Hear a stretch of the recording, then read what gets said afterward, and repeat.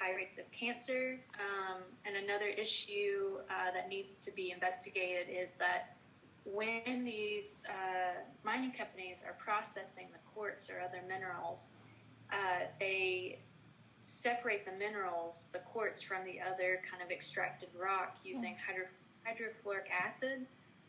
And so we recently just put in a hydrofluoric acid processing plant.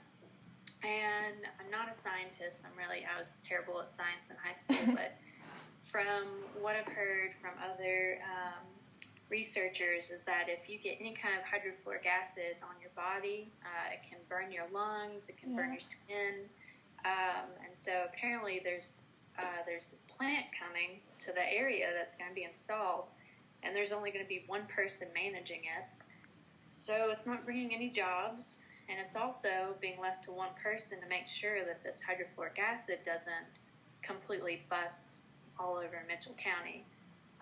So that's another major health concern. But they are depositing, and it's, 100% proven that they are depositing a lot of their chemical waste into the rivers after doing the separation. So you do have some hydrofluoric acid being dumped into the rivers, local streams. And it's just kind of one of those things, like you'll see a mysterious newspaper article in the local paper that will say, several people burned mysteriously at the local swim. Wow. So you got to pick where you swim carefully. So, so those are the health concerns. So that sucks. Wow. So can you explain to us on the process of quartz mining? Like, do they do mountaintop removal at all, or is there a special way of mining? They don't do mountaintop removal. It's not quite as destructive as that. What they've done is, I wish I had a picture to show you. I wish I knew the name of it. They kind of do it in levels.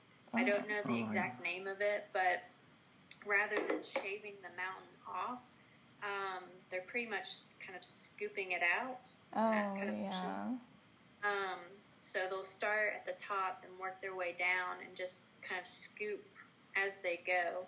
So if you're driving into Bakersville, which is where I live in Mitchell County, you've got this huge view of this mountainside, and it's really beautiful until you see this big, giant hole that's in the middle of it. So you can see like where they've made the steps and where they've shoveled out pretty large spaces.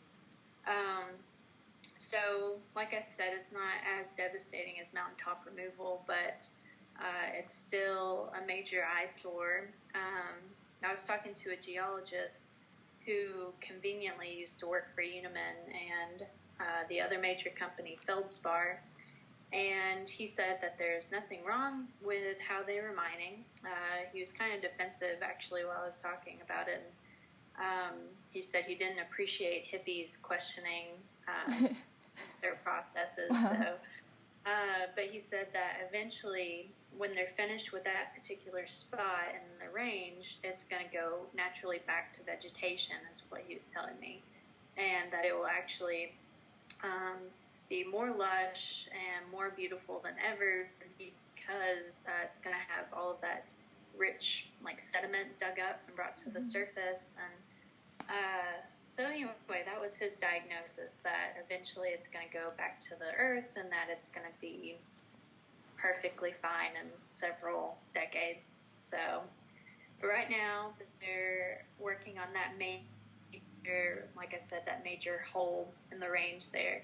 And eventually they're going to be moving locations once they've completely extracted everything out of there. So something to look forward to, I guess. Do you really think everything will grow back and it'll be more lush or anything? I've seen, mining has been going on here since, really strongly since the 1900s. And there are some old spots where you can kind of go in and see where they used to do a lot of mining. And, they are, they're lush, and a lot of them have filled in, the quarries where they mined, a lot of them have filled in with water. And some of them have actually turned into parks where people can go and visit and go to see museums.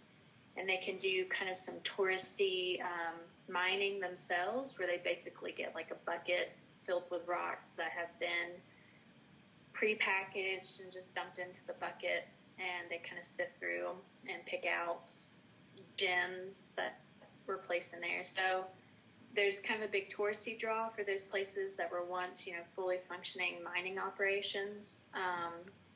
And I mean, they're pretty. They kind of turn them into waterfalls too. They'll have waterfalls and ducks and stuff like that. But there's still a lot of old mines that have not been claimed that are also a safety hazard. And they're mostly overgrown. You can't really see them until you walk right onto them. So I don't know if it's going to be the same thing with this big scoop in the side of the mountain there. I think it's going to take a century or more once they finish for it to really start growing back, because there's just nothing there that's stable enough to let any kind of vegetation grow. Yeah. So I'm not really sold on his opinion. Yeah. What are the possible environmental effects of mining? Well, the hydrofluoric acid, I think that's done a lot of damage, especially downstream to a lot of the plant and fish life that are in there, aquatic life. So far, there haven't been any cases where it's really affected any of the other wildlife, like any kind of animals drinking out of the water or anything like that. But overall, we're going to be having these big, huge spaces, these big holes where, there used to be a mountain, a big solid mountain. I think it'll eventually cause more flooding. So I think it's going to change the landscape a lot. And we've already had, this past summer, we had a lot of flooding that happened. And there's been a lot of erosion from the mining. So a lot of areas have been devastated due to that erosion because there was nothing to stop the water. And so I guess those are the major environmental concerns at the present, but I would be really concerned for the long-term effects of the hydrofluoric acid and the other chemicals that they're dumping, because I think it could definitely wipe out a lot of wildlife, aquatic life in the future. Yeah. Any questions? Do you have any questions? Actually, she answered all my answers. But I'm just gonna ask her. Okay. For the coal mining, I heard that the carbon dioxide poisoning can damage or kill the workers. But I want to ask that what would be harmful to workers there in non-coal mining? Just recap all. Actually, you answered everything, but just recap. Okay. So, like for non-quartz mining, what will be the effect for the workers? Non-coal. For quartz mining. Coal. The coal. Quartz mining? Yeah. Okay, sorry. The thing is breaking up. Well, quartz mining, we do have a little better in comparison to, say, coal mining, because there is the carbon